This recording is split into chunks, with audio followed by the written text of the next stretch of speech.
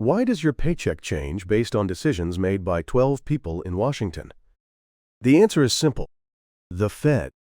Typically 8 meetings per year, just 2 days each. But these meetings control your housing, stocks, and employment. Why is this so critical?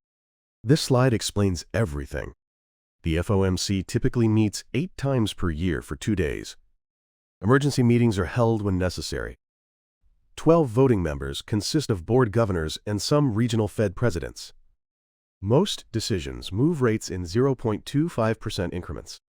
But depending on conditions, they can shift by 0.5% or 0.75%. In 2022, the Fed implemented a 0.75% rate hike, the largest since 1994. When rates rise, home affordability drops significantly depending on conditions. Even with the same monthly payment, borrowing capacity varies based on payment ratios, terms, and taxes, plus insurance. For many families, this means abandoning homeownership. Stock markets react. Equity valuations get repriced, heightening the risk of entering a bear market. Your 401k balance could decline within weeks. Employment can be affected. Economic theory suggests unemployment tends to rise, though exceptions exist depending on economic strength. Even during the aggressive rate hike cycle from 2022 to 2024, unemployment remained below 4%. This is a fact proven by 40 years of monetary policy research. Not speculation. Data-driven, established analysis. And this is understandable. Look at the numbers. Follow the chain. Now you can understand the mechanism by which the Fed controls your life. Today, let me show you that data. The Fed doesn't just set interest rate. It manipulates the market itself. Quantitative easing. The Fed purchases massive amounts of treasuries and mortgage-backed securities. During the 2008 financial crisis, QE1 is typically described as roughly $1.7 trillion in announced scale. In response to COVID in 2020, they implemented even larger purchases. The Fed's total assets expanded after the pandemic, reaching roughly $9 trillion at peak. This is the balance, not the cumulative purchase amount itself. This money injection pushes rates down. According to Freddie Mac's primary mortgage market survey, the weekly average for 30-year fixed mortgages hit 2.65% in early 2021. Companies accessed funding at low cost and expanded investment. Stock prices rose, with the S&P 500 climbing substantially. But in 2022, the Fed reversed course. Quantitative tightening. They began reducing assets at a pace of up to $60 billion per month in treasuries, up to $35 billion per month in MBS, totaling up to $95 billion per month in redemption caps. Withdrawing money from the market. Starting in June 2024, the Fed lowered the Treasury reduction cap to $25 billion per month, continuing asset reduction while adjusting the pace. As a result, 30-year fixed mortgage rates surged temporarily above 7%. Corporate bond yields rose, sharply increasing companies' funding costs. Stock markets corrected significantly in 2022, with the S&P 500 falling roughly 19% for the year. This isn't speculation. The Fed's balance sheet proves it. Rising rates don't end in isolation. They trigger a chain reaction. Stage 1. When the policy rate rises, it puts upward pressure on mortgage rates. While the policy rate directly affects short-term rates, mortgage rates track the 10-year Treasury yield and are also influenced by market expectations. Monthly payments increase, and home affordability drops significantly depending on conditions. A $300,000 home could effectively move outside your affordable budget range. Stage 2. Corporate borrowing costs rise. Capital investment and R&D spending tend to decrease.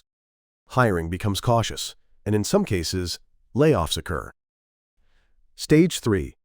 Job insecurity and asset value fluctuations. Consumer confidence is affected, potentially constraining spending. Retail and service industries take the hit. This 3-stage chain ripples through the entire economy within months. A single Fed decision can impact your housing, employment, and consumption. This is the cascading effect of rate changes. The Fed is independent. Legally, under the Federal Reserve Act, the president cannot remove the Fed chair. Congress doesn't directly intervene in daily rate decisions. However, Congress can exert institutional influence through oversight and legislative changes. This is the Fed's legal independence and actual constraints. But reality differs. Political pressure is constant. The year before a presidential election, pressure for monetary easing intensifies because low rates stimulate the economy, benefiting the incumbent president. If unemployment rises, Congress demands rate cuts. If inflation rises, they demand tightening. The Fed faces a dual mandate: price stability and maximum employment. In 2022, Fed Chair Jerome Powell faced a difficult choice. U.S. CPI year-over-year reached 9.1% in June 2022, but rate hikes increased the risk of recession. He decided on a 0.75% hike, the largest since 1994. He didn't yield to political pressure, prioritizing price stability. This is the moment the Fed's independence is tested.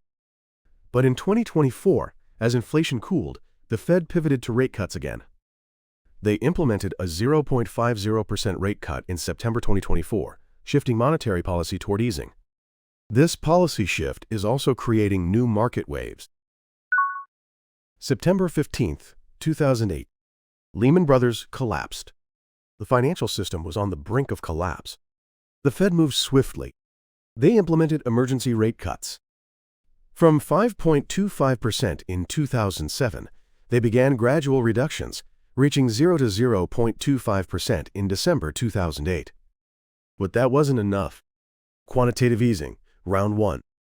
The Fed implemented large-scale purchases of MBS and other assets. In announced terms, this is often described as roughly $1.7 trillion in scale. Subsequently, holdings fluctuated through additional QE and reinvestment. Mortgage rates fell from the 5% range to the 3% range. This policy prevented the collapse of the financial system. Banks were rescued, and the housing market stabilized. But there were side effects. Asset prices rose, benefiting the wealthy who held stocks and real estate. Meanwhile, real wages for workers stagnated. Income inequality widened. And this unprecedented easing planted the seeds for the asset bubbles of the 2020s. The Fed prevented a financial crisis but created new problems. March 12, 2020. The pandemic struck the world. The Dow plummeted over 3 days. Weekly unemployment claims surged to 3.28 million. The Fed moved swiftly again. They implemented emergency rate cuts outside scheduled meetings. They lowered the policy rate from 1.5% to 0.25%. On March 15, 2020, the Fed announced purchases of at least $500 billion in treasuries and $200 billion in MBS. At least $700 billion combined. Subsequently, they expanded purchases to the necessary scale. This massive money injection led to a rapid stock market recovery. While markets did fall in 2022, the subsequent recovery based on expectations also depends on Fed actions. The S&P 500 recovered after the 2022 decline and reached all-time highs in 2024. Economic collapse was avoided, but there was a price. U.S. CPI year-over-year reached 9.1% in June 2022. This is the worst inflation since 1981. Massive money injection pushed up prices. The Fed prevented a crisis, but created new challenges. This is the legacy left by the 2020 COVID response. Where does the Fed's power come from? 3 sources of authority. First, asset purchase capability. The Fed's purchase authority has legal scope. The Fed's open market purchases focus on treasuries, agency debt, and MBS. The 2020 corporate bond support was implemented using special purpose vehicles with treasury backing. This scale represents power no private bank possesses. Second, monopoly on rate setting. The Fed monopolizes policy rate decisions. This rate controls the benchmark for all financial products. Mortgages, auto loans, credit cards, all are affected by the Fed's rates. Third, power to manipulate market expectations. FOMC statements minutes releases, chair press conferences. Through these, the Fed guides market participants' expectations. It can move markets before actual policy changes. When statements or remarks change pricing assumptions, stock prices can move significantly in a single day. Markets watch the Fed's every word. This is the source of the Fed's power. Whether this power is used appropriately determines the economy's fate.